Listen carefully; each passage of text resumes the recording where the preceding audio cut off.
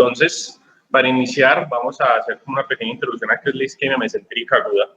La isquemia mesentérica es la hipoxia del intestino por un descenso abrupto de la perfusión sanguínea de un segmento intestinal en el cual se ven inicialmente comprometidas las necesidades metabólicas de este segmento y finalmente la viabilidad del mismo con necrosis, isquemia y perforación.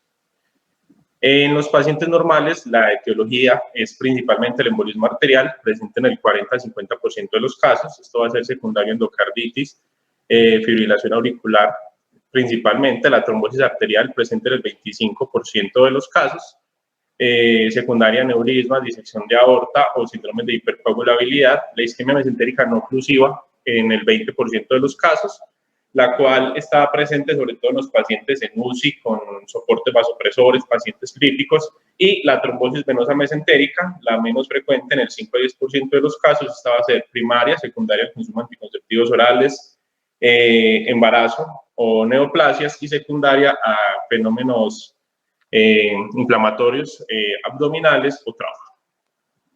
Entonces, los pacientes se van a presentar inicialmente con un cuadro de dolor abdominal súbito de localización periumbilical que va a ser desproporcionado con los hallazgos al examen físico. El paciente va a tener mucho dolor abdominal, pero no va a estar con signos de irritación claros. Luego suele haber un periodo libre de dolor en el cual se asocia a la necrosis completa de la pared del intestino, y luego cuando hay una perforación del mismo ya encontramos los signos de peritonitis normales que presentan pues, los pacientes con abdomen agudo. Se puede asociar en el 84% de los casos a vómito y diarrea y en el 25% de los casos a un sangrado digestivo inferior. Entonces, como parte del diagnóstico inicial de estos pacientes, pues vamos a tener de la mano unos gases arteriales en los cuales podemos encontrar una acidosis metabólica en el 60% de los casos, un lactato mayor a 2.6 presente en el 90% de los casos con una muy buena sensibilidad y una baja especificidad. Podemos encontrar leucocitosis que se ha asociado con leucocitos más de 15.000 y un dímero D elevado con una buena sensibilidad.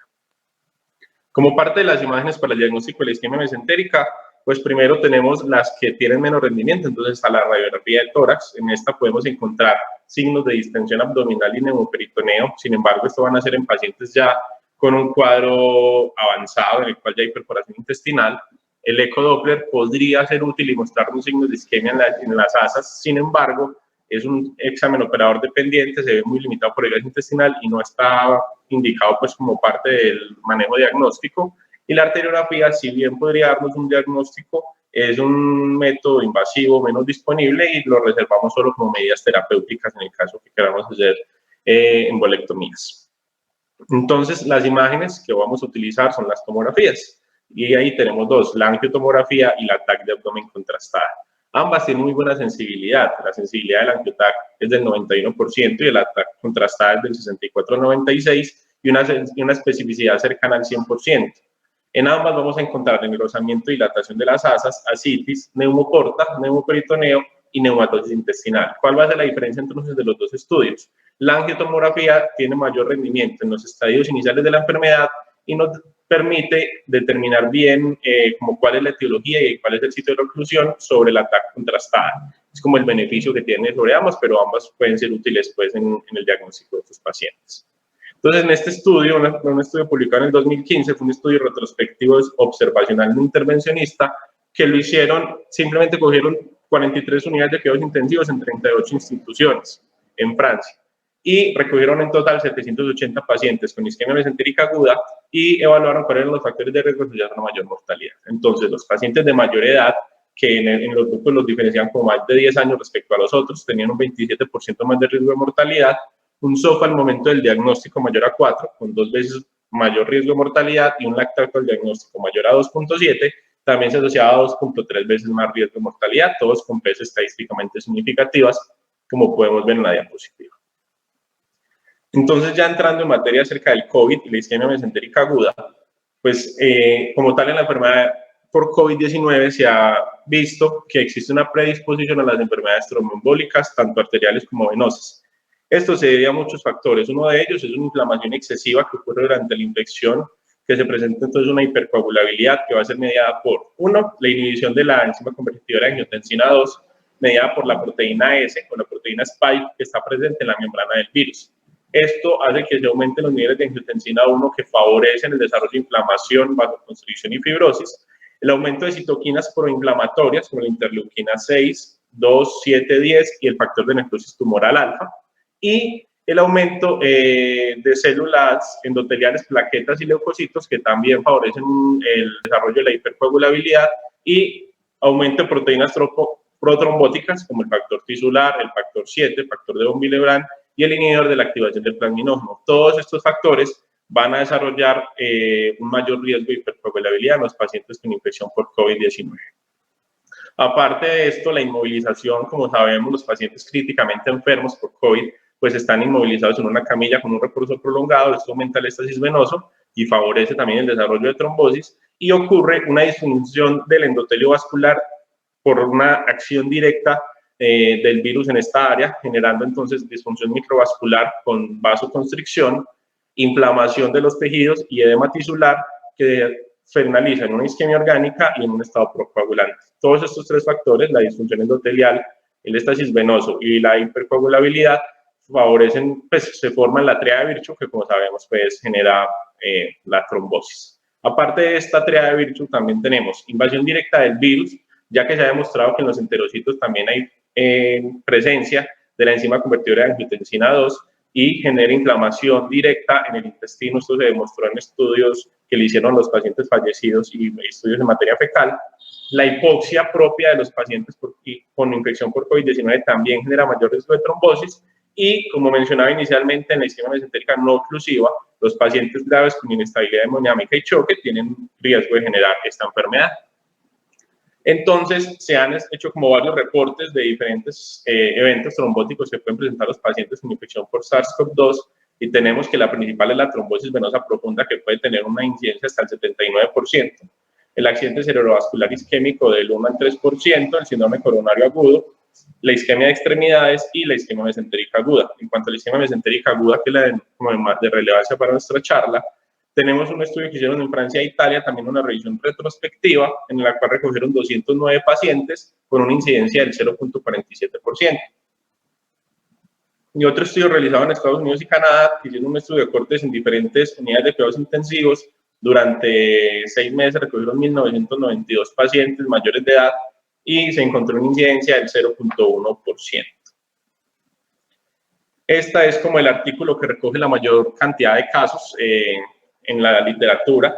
Fue publicado en el 2021 y habla de que los pacientes encontraron 13 pacientes después de hacer una búsqueda en PubMed con una mediana edad de 59 años, que iban entre los 9 y los 79, 9 hombres, 3 mujeres, uno de sexo indeterminado, con una mediana de presentación de 7 días. 6 pacientes presentaban antecedentes, fueron manejados 10 con cirugía, 2 manejo conservador y 1 solamente requirió anticoagulación, con una mortalidad asociada a la enfermedad del 31%. Mencionan entonces que es muy importante en la prevención de esta enfermedad una profilaxis trombótica en todo paciente hospitalizado por COVID-19. Esta la debemos hacer con heparinas de bajo peso molecular, dosis de 40 miligramos día en pacientes con tasa de filtración mayor a 30 miligramos día con tasa de filtración de 15 a 30, y teniendo en cuenta que los pacientes con de masa corporal mayores a 40 deberían aumentar la dosis de la heparina bajo peso molecular en un 30%. Y los pacientes con tasa de filtración menor a 15 deberíamos darle tromboprofilaxis con heparina no fraccionada.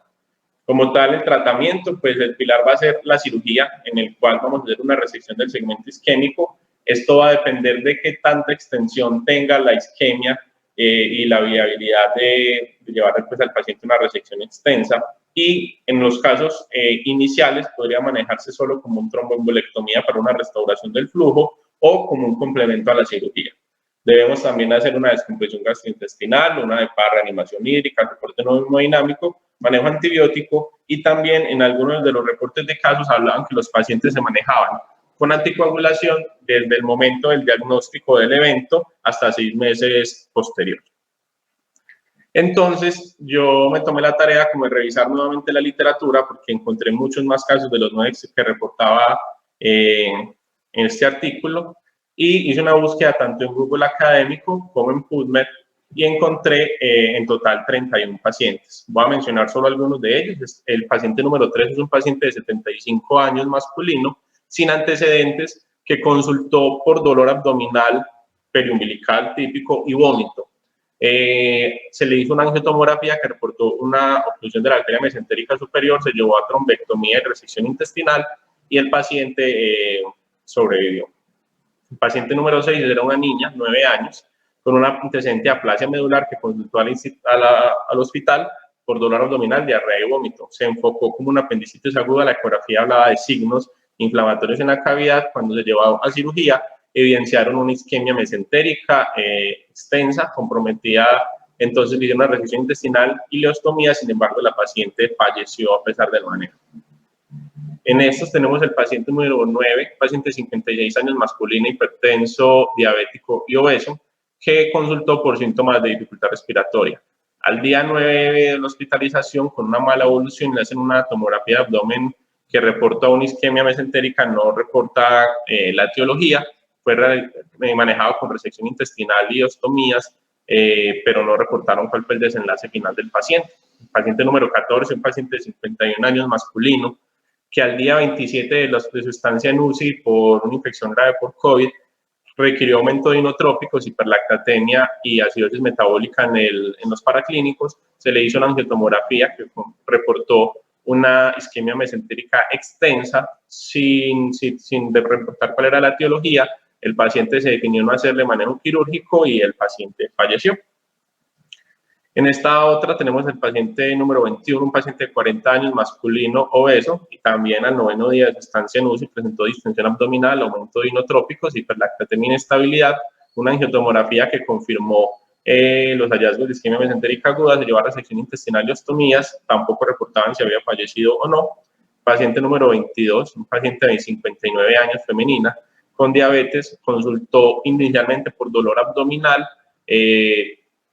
se hizo una tomografía de abdomen que reportó una oclusión de la vena mesentérica superior, se llevó una laparotomía exploratoria, sin embargo, se encontró una necrosis extensa que no se beneficiaba de manejo quirúrgico y la paciente fallece. Y en este último grupo, el paciente número 26 y 27, ambos hombres de 43 y 66 años, que se presentaron a la institución 120 días después de la infección por COVID-19. Con dolor abdominal típico y isquemia mesentérica aguda, confirmado por la tomografía con oclusión de la vena mesentérica superior, se llevaron a resección intestinal y tuvieron una buena evolución hasta lo reportado en el artículo. Y en estos dos se les hizo estudios para descartar otras causas de trombosis y solo se encontró la enfermedad por COVID-19 como la posible causa. Entonces, de estos 31 casos, tenemos que el 77% eran hombres, la mediana de edad fue de 56 años, entre los 9 y los 82 años, el 55% tenían comorbilidades, principalmente hipertensión, diabetes, obesidad y fibrilación auricular, y las causas fueron, en el 42% de los casos, oclusión de la arteria mesentérica superior, oclusión de la vena mesentérica superior en el 23% y causas no oclusivas o desconocidas en el 35%. La mediana de tiempo de presentación fue de 7 días, pero es de resaltar que se fue entre los 0 días a la causa, el motivo de consulta, o una complicación tan tardía como los 120 días del evento de COVID-19. Y una mortalidad del 39%, similar a la reportada en el otro estudio. Entonces, como para hablar de las conclusiones de esta charla, tenemos que es una enfermedad que tiene una alta mortalidad, ya lo sabíamos en los pacientes que no presentan COVID-19, pero tiene una mortalidad cercana al 40%. El tiempo de presentación es variable, entonces tenemos que tenerla en mente tanto en el del motivo de consulta hasta en el estado de infección post-COVID. Un diagnóstico, como tenerlo en mente nos sirve para hacer un diagnóstico temprano de estos pacientes y poder como impactar un poco en su mortalidad.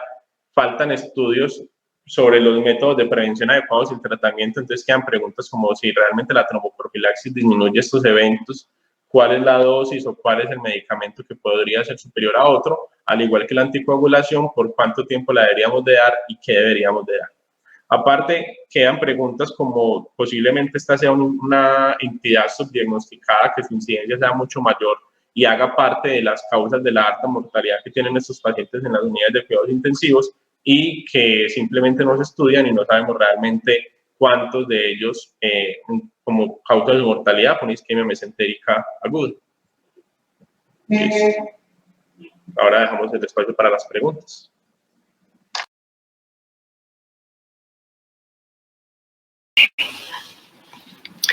Agradecemos al doctor Sebastián por su claridad en esta charla, que si bien es un tema complejo dado lo reciente de la aparición de esta nueva pandemia, nos ha permitido cada vez más entender sus consecuencias, como bien lo expuso el doctor. En esta ocasión no tenemos preguntas del público, entonces de nuevo felicitaciones.